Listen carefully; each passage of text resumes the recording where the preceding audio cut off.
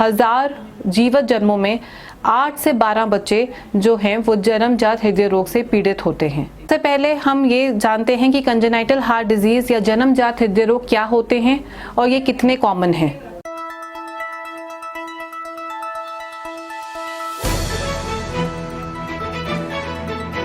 नमस्कार, आप देख रहे हैं आरबीएम न्यूज। अभी तक तो हम लोग जानते थे कि हार्ट की बीमारियां सिर्फ बड़े लोगों में ही होती है, लेकिन ऐसा नहीं है।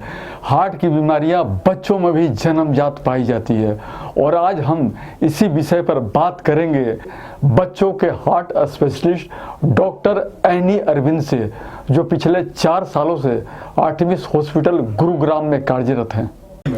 नमस्कार, मैं doctor Annie Arvind, paediatric cardiologist, Artemis hospital Gurgaon, आप सभी का आरबीएम न्यूज़ में स्वागत करती हूँ। पीडियाट्रिक कार्डियोलॉजिस्ट या बाल हृदय रोग विशेषज्ञ बच्चों के और शिशुओं के दिल की विभिन्न समस्याओं का निदान और उपचार में स्पेशलिस्ट होता है। आज की चर्चा का विषय है कंजेनाइटल हार्ट डिजीज़ या जन्मजात हृदय रोग। वर्ल्ड हार्ट डे के अवसर पर और आरबीएम न्यूज़ के माध्यम से आज हम आप सबको जन्मजात हृदय रोग के बारे में जागरूक करेंगे। सबसे पहले हम ये जानते हैं कि कंजेनाइटल हार्ट डिजीज़ या जन्मजात हृदय रोग क्या होते हैं और ये कितने कॉमन हैं। जन्मजात हृदय रोग का मतलब है कि बच्चों में हार्ट की समस्याएं जन्म से ही मौजूद है, यानी कि गर्भावस्था के पहली तिमाही में जब हार्ट और उसके मुख्य नसों का विकास होता है, अगर उसमें कोई दिक्कत तब आती है या वो ढंग से नहीं हो पाता है तो बच्चे इन्हीं दोष के साथ पैदा होते हैं। अमूमन देखा गया ये सबसे ज़्यादा कॉमन जन्म दोष हैं। मोस्ट कॉमन बर्थ डिफेक्ट जो इसे हम कहते हैं वो है कंजेनाइटल हार्ट डिजीज़। भारत के आंकड़ों के हिसाब से हर वर्ष 1000 जीवित जन्मों में 8 से 12 बच्चे जो हैं वो जन्मजात हृदय रोग से पीड़ित होते हैं। इन आंकड़ों के हिसाब से 2,40,000 बच्चे प्रति वर्ष जन्मजात हृदय रोग के साथ पैदा होते हैं, जो कि परिवारजनों के लिए, समाज के लिए और राज्य के हेल्थ डिपार्टमेंट के लिए एक बहुत बड़ी चुनौती है।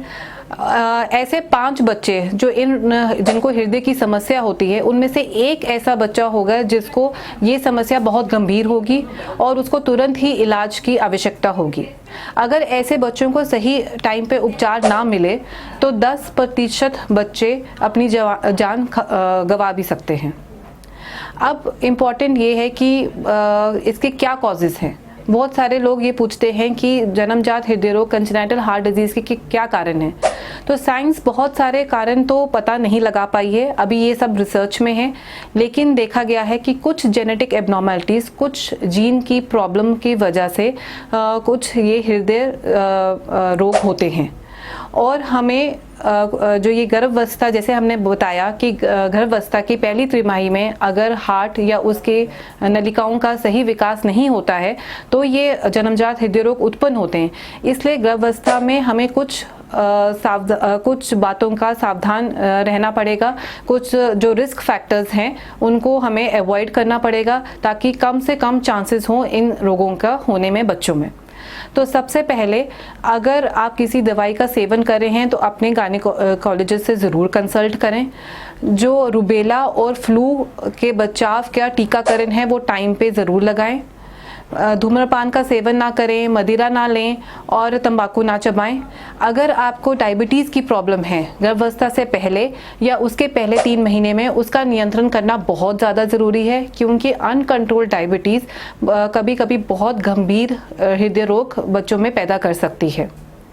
और शुरू के 3 महीने में, मतलब 12 हफ्ते जो गर्भावस्था के होते हैं, उसमें 400 माइक्रोग्राम फॉलिक एसिड प्रतिदिन लेना ज़रूरी है, जिससे ना ही केवल हृदय रोग बल्कि बाकी जन्म दोष भी के चांसेस भी कम हो जाते हैं। पेरेंट्स के लिए ये जानना बहुत ज़रूरी है कि किस लक्षण को पहचान कर वो पता कर सकते हैं कि बच्चों में हृदय का रोग उत्पन्न हो रहा है। तो सबसे पहले ये एक पहला पड़ाव है अर्ली डायग्नोसिस की तरफ कि ये जन्मजात हृदय रोग का हम डायग्नोसिस जितना जल्द हो उतना कर सकते हैं। तो एक प्रकार के जन्मजात हृदय रोग का लक्षण होता है साइनोसिस, जिसको हम कहते हैं नीलापन। बच्चे की त्वचा, नाखून, होंठ जीभ और त्वचा में ये नीलापन आ जाता है। ठीक है, ये होता है जब बच्चे में ऑक्सीजन की कमी हो जाती है। इस नीलेपन का मतलब है कि बच्चा जो है उसमें ऑक्सीजन का रेगुलेशन, ऑक्सीजन का लेवल बॉडी में कम है। ऐसे बच्चे जब बड़े होते हैं, जब अपने स्कूल जाना शुरू करते हैं, खेलते हैं, कूदते हैं, तो वो जल्दी थक जाते हैं और थक के उनको रेस्ट करना पड़ता है और उनमें नीलापन ज़्यादा गहरा होता जाता है। दूसरे प्रकार के कंजेनाइटल हार्ट डिजीज़ वो हैं जिनमें फेफड़ों में खून का बहाव बहुत ज़्यादा हो जाता है, जैसे कि कुछ छेद या कुछ वाल्व में लीक होने की वजह से। ऐसे में जब बच्चा छोटा होता है, शुरू के 5-6 महीने में स्तनपान करने में बच्चे को बहुत दिक्कत आती है, उसका सांस फूलता है, बच्चा हाँफने लगता है और दूध को पूरे 20 मिनट तक नहीं पी पाता, छोड़ छोड़ के पीता है। पहले पिएगा, फिर थक जाएगा, फिर पिएगा, फिर थक जाएगा।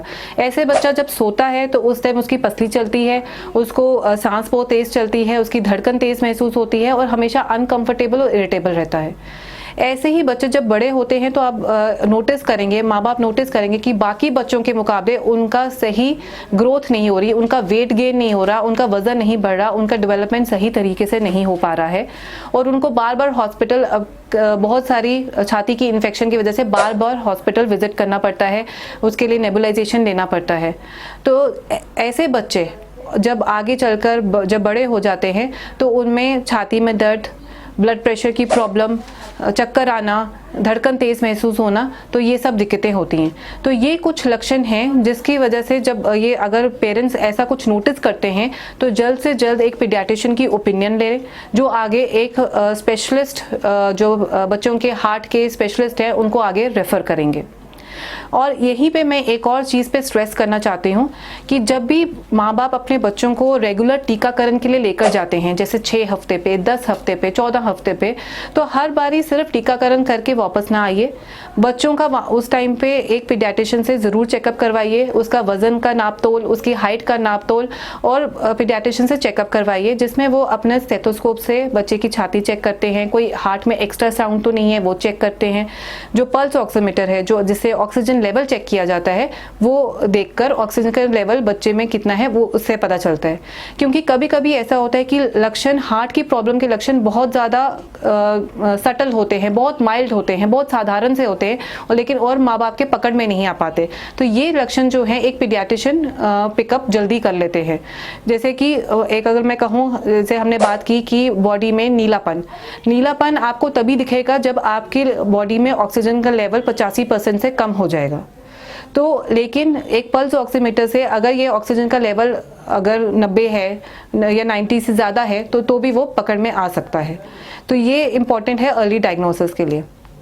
दूसरी बात यह है कि जब भी बच्चा, जब डिलीवरी के बाद जब भी बच्चा डिस्चार्ज होता है, मेरा जितने भी कम्युनिटी हेल्थ वर्कर्स हैं, फ्रंटलाइन हेल्थ वर्कर्स हैं और डॉक्टर्स हैं, उनसे रिक्वेस्ट है कि बच्चे को डिस्चार्ज करने से पहले, जन्म के बाद डिस्चार्ज करने से पहले हमेशा एक पल्स ऑक्सीमीटर से ऑक्सीजन का लेवल को नाप लें।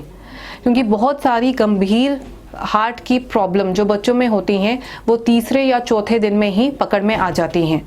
तो जितना अर्ली डायग्नोसिस होगा उतना ही टाइमली हम ट्रीटमेंट कर सकते हैं और बच्चे की आने वाली जो लाइफ है उसकी क्वालिटी और उसका आउटकम बेटर हो सकता है। अब हम बात करते हैं कि जन्मजात हृदय रोग के रिलेटेड कुछ गलत धारणाओं को। बहुत बार ऐसे बोला जाता है कि अगर बच्चे को हार्ट में छेद है, दिल में छेद है, तो वो जैसे जैसे बच्चा बड़ा होगा वैसे वैसे वो खुद से बंद हो जाएगा। और इसके बारे में जो पेरेंट्स हैं वो फिर बच्चे का चेकअप, रेगुलर चेकअप नहीं करवाते, एक ही बार 8-9 साल की उम्र में सीधा चेकअप करवाते हैं। तो ये गलत बात है। अगर बच्चे के हार्ट में छेद है, हाँ ये सही बात है कि 80 से 90% में ये छेद खुद से बंद हो जाता है, लेकिन इसमें हर साल एक पीडियाट्रिक कार्डियोलॉजिस्ट का रिव्यू होना बहुत ज़्यादा ज़रूरी है। उसका कारण ये है कि जब भी ये छेद बंद होता है तो उस प्रोसेस में कभी कभी एक वाल्व डैमेज होने के चांसेस होते हैं, कभी कभी उस होल की वजह से पूरे शरीर में इन्फेक्शन होने के चांसेस होते हैं जो हार्ट में भी फैल जाता है। तो ये कुछ ऐसे कॉम्प्लिकेशंस हैं जो है तो होल छोटा, लेकिन इसकी वजह से ये कॉम्प्लिकेशंस हार्ट को बहुत ज़्यादा दिक्कत कर सकते हैं। तो ऐसे में हर साल एक बाल हृदय रोग विशेषज्ञ से इसके बारे में आप राय लीजिए, और अगर ये जैसे जैसे बच्चा बड़ा हो रहा है क्या ये बंद हो रहा है, और कभी जब 8 या 9 साल की उम्र में अगर ये छेद बंद नहीं होता है तो इसको इंटरवेंशन के ज़रिए, कार्डियक कैथ के ज़रिए या ओपन हार्ट सर्जरी के ज़रिए बंद किया जा सकता है। लेकिन अगर सिर्फ छेद बोलकर इसको छोड़ दिया जाए तो आगे आने वाली ज़िंदगी में दिक्कत हो सकती है। दूसरा एक जो गलत धारणा है वो ये है कि अगर बच्चे में हार्ट की प्रॉब्लम है, बच्चे का वज़न कम है, तो हार्ट की प्रॉब्लम जो हार्ट की इस प्रॉब्लम का जो इलाज है वो नहीं हो सकता है, या हमें जब तक बच्चे का वज़न बढ़ता नहीं है तब तक हमें वेट करना चाहिए। ऐसा बिल्कुल भी नहीं है। आजकल इतनी एडवांसमेंट हो गई है पीडियाट्रिक कार्डियोलॉजी और बच्चों के हार्ट की सर्जरी की बहुत ज़्यादा एडवांसमेंट हो गई है, जिससे बच्चों का इवन 2 किलो के बच्चे या 3 किलो के बच्चों का भी सक्सेसफुल ऑपरेशन किया जा सकता है और उनके आगे आने वाली लाइफ बहुत अच्छी क्वालिटी के साथ वो गुजार सकते हैं। उसका आउटकम भी और भी अच्छा होता है, रिकवरी बहुत तेज़ से होती है अगर सही टाइम पे इसका इलाज कर लिया जाए। जब एक बार हमने इसको डायग्नोज कर लिया तो अब ट्रीटमेंट क्या है? तो ट्रीटमेंट 2 तरीके से हो सकता है। एक होता है कार्डियक कैथेटराइजेशन और एक होता है ओपन हार्ट सर्जरी। जो कॉम्प्लेक्स हार्ट प्रॉब्लम होते हैं उनको ओपन हार्ट सर्जरी के माध्यम से सही किया जा सकता है। 100 में से 90 केसेस जो कंजेनाइटल हार्ट डिजीज़ के होते हैं, जन्मजात हृदय रोग के होते हैं, वो माइल्ड होते हैं, साधारण होते हैं, जिनको लाइफ लॉन्ग फॉलोअप किया जा सकता है, उन्हें ट्रीटमेंट की ज़रूरत नहीं भी पड़ती है। 10% ऐसे होते हैं जिनमें कार्डियक कैथ या ओपन हार्ट सर्जरी की ज़रूरत पड़ती है, और जो 1% ऐसे केसेस होते हैं जो बहुत गंभीर होते हैं, जिनमें स्टेज सर्जरी की जाती है, मतलब एक ना होके 3 बारी उनको मल्टीपल स्टेज में सर्जरी के साथ उनको ठीक किया जा सकता है। बट 90% केसेस में आप एक जो बच्चा है जब उसका सही इलाज हो जाता है वो एक अच्छी क्वालिटी ऑफ लाइफ के साथ आगे तक बढ़ पाता है, आपके हमारे तरह एक नॉर्मल लाइफ को जी सकता है। तो इसका जो हमारा आज के टॉपिक का मेन उद्देश्य यही है कि आपको इस बारे में बताया जाए कि जो भी जन्मजात हृदय रोग है इसका अर्ली डायग्नोसिस हो पाए, इसका टाइमली इंटरवेंशन हो पाए, ताकि बच्चे की आने वाली ज़िंदगी का जो है वो अच्छे से वो जो कार्डियक कैथेटराइजेशन होता है उसके अंदर आता है जैसे कुछ छेद हैं, जो कुछ छोटे छेद हैं जो हम सेफली बटन के साथ बंद कर सकते हैं। अगर किसी वाल्व में अनुचित सिकुड़न है तो उसको बलून के ज़रिए खोला जा सकता है। किसी नस में अगर रुकावट है तो उसको स्टेंट के ज़रिए उसको खोला जा सकता है। तो ये कुछ प्रोसीजर्स हैं जो कार्डियक कैथेटराइजेशन के माध्यम से की जा सकती है। ये बिल्कुल सेफ प्रोसीजर है। अगर आज बच्चा दाखिल होता है, कल प्रोसीजर करने के बाद 1 दिन के बाद डिस्चार्ज हो जाता है। तो इसमें हॉस्पिटल का स्टे बहुत कम रहता है, रिकवरी फास्ट होती है और बच्चे में कोई भी कट या स्कार नहीं आता। तो जो कंजेनाइटल हार्ट डिजीज़ होता है वो तब उत्पन्न होते हैं जब ये हार्ट के कक्ष, इनकी नलिकाएं, इनके वाल्व और इनके जो बीच की दीवारें हैं, कक्षों के बीच की दीवारें हैं, जब इनका बनावट सही ढंग से नहीं हो पाता है तो उत्पन्न होते हैं कंजेनाइटल हार्ट डिजीज़। और इनकी वजह से जो रक्त का प्रभाव है, जो एक नॉर्मल साइक्लिकल पैटर्न में होना चाहिए, वो नहीं हो पाता है। जब बच्चों में हृदय के रोग के बारे में डिस्कस किया जाता है तो ऑफन ये पूछा जाता है कि क्या दवाइयों से ये ठीक हो सकते हैं? तो इसका जवाब है नहीं। दवाइयों से सिर्फ हार्ट के ऊपर जो इन प्रॉब्लम से, इन दोषों की वजह से जो स्ट्रेस पड़ता है, जो लोड पड़ता है, हम सिर्फ उसी को ठीक कर सकते हैं। वो एक लोड किसी हद तक कम हो जाता है, लेकिन दवाइयों के माध्यम से हम कंजेनाइटल हार्ट डिजीज़ को क्योर नहीं कर सकते। इनका सही समाधान दवाइयों से नहीं हो पाता, या तो कार्डियक कैथेटराइजेशन या फिर ओपन हार्ट सर्जरी के माध्यम से ही कर सकते हैं। जो ओपन हार्ट सर्जरी है, जैसे कि हमने डिस्कस किया कि अब इतनी एडवांसमेंट हो गई है कि बहुत सेफ होती है। बहुत सारे जो गंभीर समस्याएं हैं उनमें जो रिस्क ऑफ लाइफ रहता है वो 3% तक रहता है। जो छेद होते हैं, जो बड़े छेद हैं या जो सिकुड़न है, नसों की सिकुड़न है या वाल्व में अनुचित बंध है, उनको खोलने के लिए अगर ओपन हार्ट सर्जरी की जाती है तो उसका रिस्क सिर्फ 1% है, जो कि बहुत ही कम है। और सर्जरी, ओपन हार्ट सर्जरी होने के बाद बच्चे को कार्डियक आईसीयू में, जो जहाँ पर बच्चों के ही आईसीयू के स्पेशलिस्ट होते हैं, वो बच्चों की देखभाल करते हैं और 1 या 2 दिन के लिए बच्चों को सांस की मशीन पे रखने के बाद, उनको सही दवाई देने के बाद, जो बच्चों के हार्ट के फंक्शन को सपोर्ट करती हैं, उसके बाद आस्ता आस्ता धीरे धीरे इस सपोर्ट को हटाया जाता है और 6 से 7 दिन में अमूमन बच्चे जो है वो डिस्चार्ज होने के लायक हो जाते हैं।